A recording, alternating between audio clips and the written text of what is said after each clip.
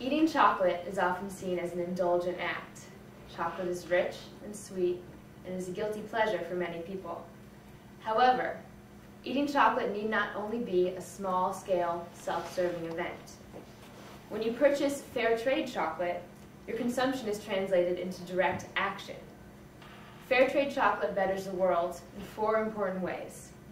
It ends the exploitation of small farmers. It rebuilds communities in cocoa-producing nations. It opposes child labor and child slavery, and encourages sustainable agricultural practices that benefit the environment. As I will explain, these 4 objectives of fair trade address pressing concerns and injustices that cannot be ignored.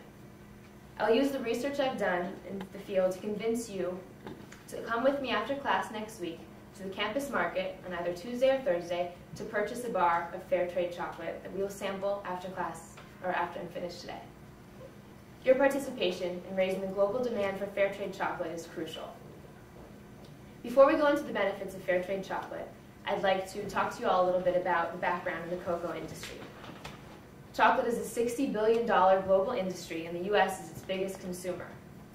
Cocoa is produced in Central and South America and in Africa, with 2/3 of the crops coming from West Africa. Currently, the Ivory Coast region of Africa produces 43% of the world's supply of cocoa. And local economies are unavoidably intertwined with the world price of cocoa, which, like any agricultural product, is subject to a lot of fluctuation. And 90% of the cocoa is produced by small farmers who own less than 12 acres and usually don't have a means to transport their own cocoa to buyers. So this means that farmers are most often subject to the prices that middlemen set for them and are exploited by these middlemen. According to the European Fair Trade Association, farmers receive only about 5 cents for every dollar they spend on chocolate.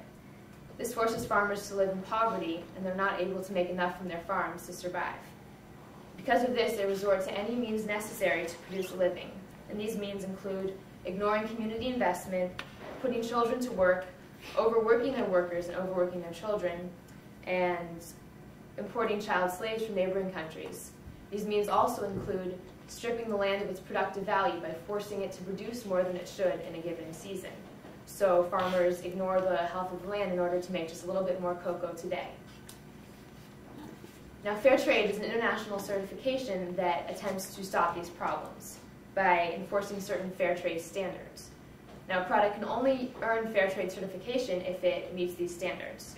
As I mentioned earlier, these standards have 4 important implications. They end small farmer exploitation, they encourage community development, they end child slavery, and they encourage agricultural sustainability.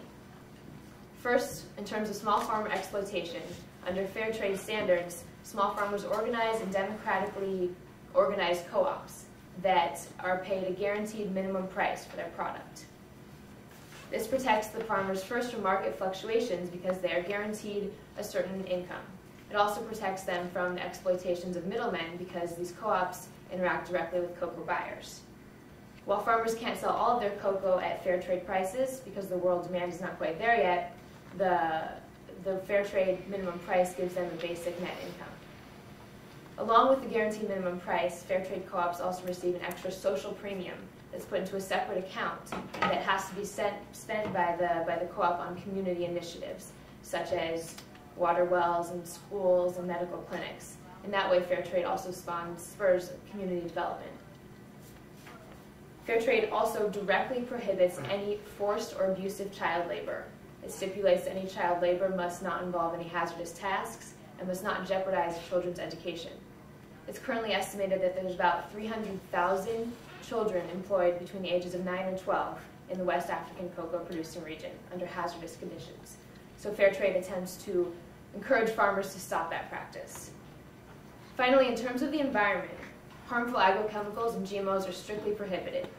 Fair trade co-ops are forced to implement a system that gradually moves them away from harmful pesticides and fertilizers and moves them more towards organic fertilizers.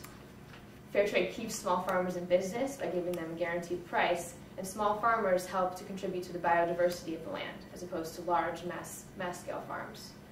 Most importantly, by giving small farmers a way to make money on their own land, they're given an incentive to invest in the future health of their land. So they want to make it as productive as possible and invest in techniques that are sustainable, like composting and terracing and reforestation, the benefit of the health of the global environment as a whole.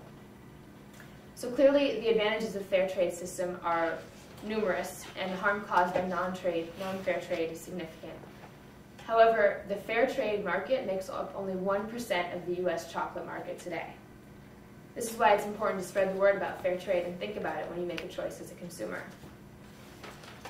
I'd also like to point out that, as many of you might know, fair trade chocolate may be a little bit more expensive than regular chocolate. But you're also, besides paying for social progress and development, you're paying for a superior product. Fair trade allows cocoa farmers to have some extra income to experiment with their product, experiment with fermentation levels, and to get the best product from their region, just as vineyards do.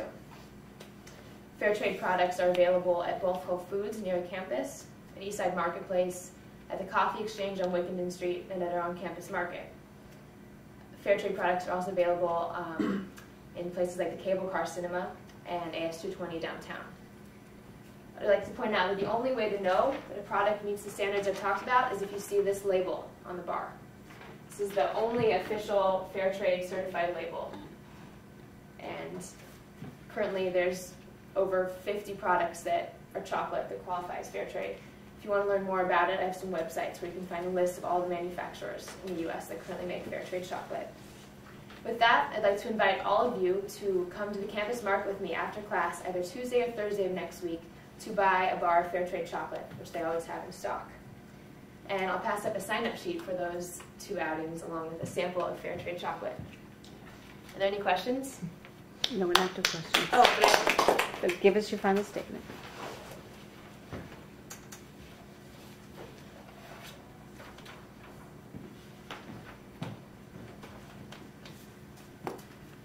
While satisfying your own personal desire is a wonderful reason to eat chocolate, I want you to think about the power you guys hold as a consumer in the biggest chocolate market industry. Your choice of chocolate can reach beyond your own life and affect the lives of others. So next time you're thinking about buying a bar of candy, maybe feeling a little bit guilty, think about the action you can take to help the cocoa farmers and the children who are put into slavery, and choose fair trade chocolate. Okay.